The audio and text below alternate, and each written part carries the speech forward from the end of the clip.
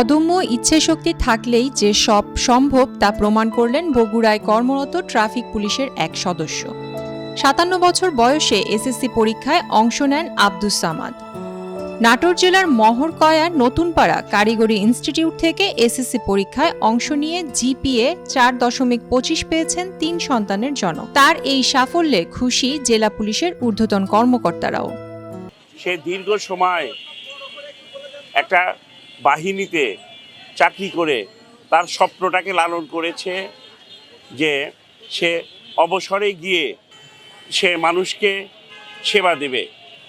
আমি ওর সঙ্গে কথা বলে যেটা জানতে পেরেছি সেটা হলো ওর ইচ্ছা চাকরির শেষে সে হোমিও চিকিৎসক হবে। সেই প্রত্যয় নিয়েই সে এখন তার শেষ বয়সে এসে ৫৭ বছর বয়সে সে এসএসসি পাশ করলো, তারপরে ডিপ্লোমা করবে, দেন হোমিও চিকিৎসা করে সে জনগণকে সেবা দেবে।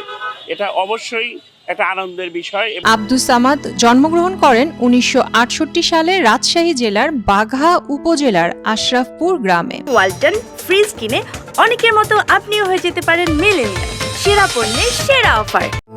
পরে ১৯৮৭ সালে অষ্টম শ্রেণী পাশে যোগদান করেন চট্টগ্রাম মেট্রোপলিটন পুলিশে। আব্দুস সামাদের চাকরির বয়স আছে আর মাত্র ২ বছর ১০ মাস। চাকরি শেষে হোমিও চিকিৎসায় যুক্ত হওয়ার স্বপ্ন দেখেন তিনি। কাছে এটা কষ্ট মনে হয় না, কারণ এর মাঝে যদি তার ইচ্ছা বল থাকে, তার বয়সে কোনো বাধা না।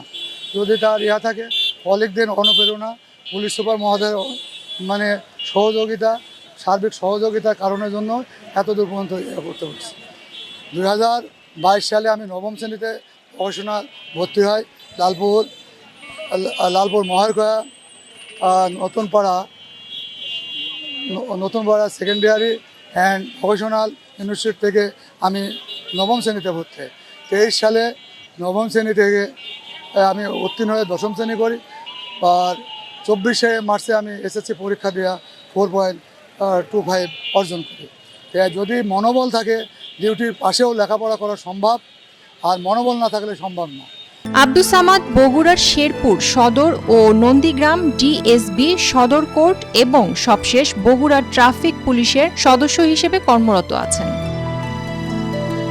প্রিয়াঙ্কা ঘোষ, নিতু, মোহনা ডিজিটাল।